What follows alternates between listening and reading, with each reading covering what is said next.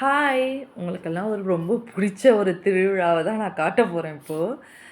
First எடுத்தோனே நான் காட்டுனது அந்த மிட்டாய்ஸ் எல்லாம் விக்கும் இல்லையா? கமரக்கட்டு அது இதுன்னு சொல்லிட்டு, இந்த லட்டு, இஞ்சி மரப்பா அந்த மாரி அந்த மாதிரியான உருண்டைகள் அந்த கமரக்கட்டுலாம் சொல்லுவாங்கல்ல, அதோட கடை தான் அது.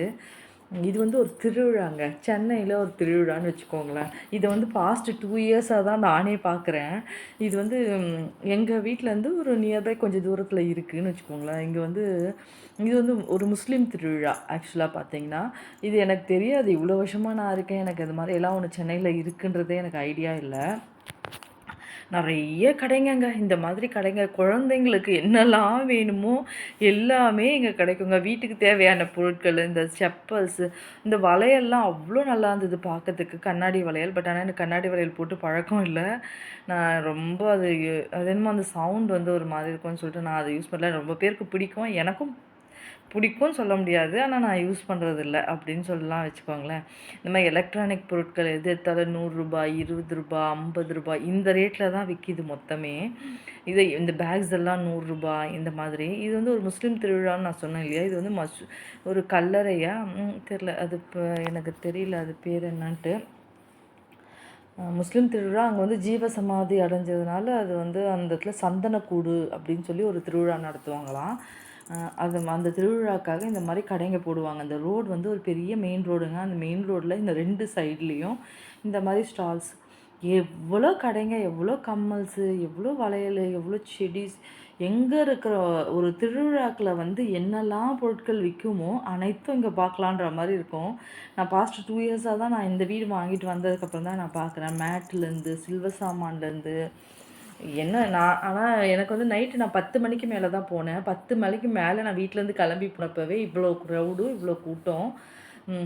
சாப்பிட்ற ஐட்டம்ஸும் நிறைய விற்கும். இந்த மாதிரி இந்த பொட்டேட்டோ ரோல்ஸ், இந்த ஸ்ப்ரிங் ரோல்ஸ் மாதிரி விற்கிறாங்கல்ல பீச்லலாம், அது நிறைய அதிகமாக பார்த்தீங்கன்னா இந்த ஜாடி ஐட்டம்ஸ் ரொம்ப அதிகமாக விற்கும். நான் இந்த மாதிரி போன வாட்டி திருவிழாவில் தான் இந்த ஜாடியெல்லாம் வாங்கினேன். ஜாடிலாம் ஒர்த்து தாங்க.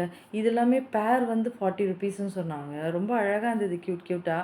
பட் வாங்கினா திட்டுவாங்கன்னு சொல்லிட்டு வந்துட்டேன். எனக்கு எவ்வளோக்குள்ள தான் வாங்குவேன்ட்டு. கடைசியாக நான் வாங்கினது ஒரு 2 கிளிப்புங்க தலையில் போடுறதுக்கு. வேறு எதுவுமே நான் வாங்கலை.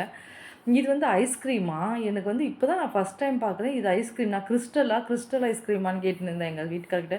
இல்லை இது ஐஸ்கிரீமு அப்படின்னு சொல்லிட்டு இருந்தாங்க. இது சந்தைங்களெல்லாம் அதிகமாக இருக்கும்னு நான் இப்போ தான் ஃபஸ்ட் டைம் பார்க்குறேங்க.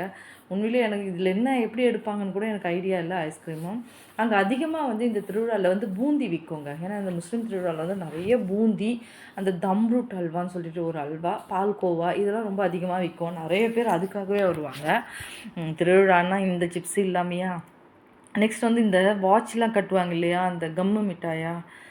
அது பேர்லாம் தெரிலங்க எனக்கு. அந்த மிட்டாய் அந்த பொம்மையோட அது. நெக்ஸ்ட் அந்த இது உள்ள போகணும்னு சொல்லிட்டு நாங்கள் வெளியில் போனோம். அந்த சந்தனக்கூடு திருவிழாவுக்கு. அந்த கல்லறையா என்னன்னு சொல்லணும்னு தெரிலங்க எனக்கு. தப்பாலாம் எடுத்துக்காதீங்க யாரும். அது உள்ளே சொல்ல இந்த மாதிரி பொருட்கள்லாம் அதிகமாக அந்த பூஜைக்காக விற்பாங்க. இது என்ட்ரன்ஸு. ரொம்ப குனிஞ்சி தான் உள்ளே போகணும். இப்படி தாங்க இருக்கும் உள்ளே அது. அவர் ஜீவசமாதி யாரோ அடைஞ்சதுனால அந்த இடத்துல வச்சு இந்த மாதிரி தொழுவாங்க, இது பண்ணுவாங்க. அங்கே அந்த பாட்டு கச்சேரி மாதிரிலாம் வச்சு நடத்திட்டுருக்காங்க. நாங்கள் போயிட்டு இதுதான் அவுட்டரு. இந்த கோவிலோட அவுட்டர் இது. வெளியில் வந்துட்டோம் போயிட்டு. உள்ளே போயிட்டு எதுவாக இருந்தால் நாங்கள் எல்லா மதமும் ஒன்று தான்ற மாதிரி நாங்கள் அது உள்ளேயும் போகணும். சந்தனம்லாம் கொடுத்தாங்க. வாங்கி நெத்தியில் வச்சுட்டு வந்தாச்சு. நெக்ஸ்ட் வந்தால் இங்கே ஒருத்தவங்க ஏதாவது டிசைன் பண்ணுவாங்க அப்படின்னு சொல்லி பீச்சில் ஒரு தாத்தா பண்ணுவார். ரொம்ப செகண்டில் பண்ணுவார் நிறைய விஷயங்கள்லாம். அந்த மாதிரி எதாவது பண்ணுவாங்கன்னு நின்று பார்த்தேன். கடைசியாக அவங்க சுற்றி தான் விட்டாங்க.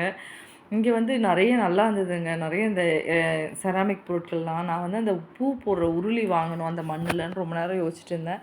இவர் வேண்டான்னுட்டாரு. உங்களுக்குலாம் பிடிச்சிருந்தா லைக் பண்ணுங்கள்.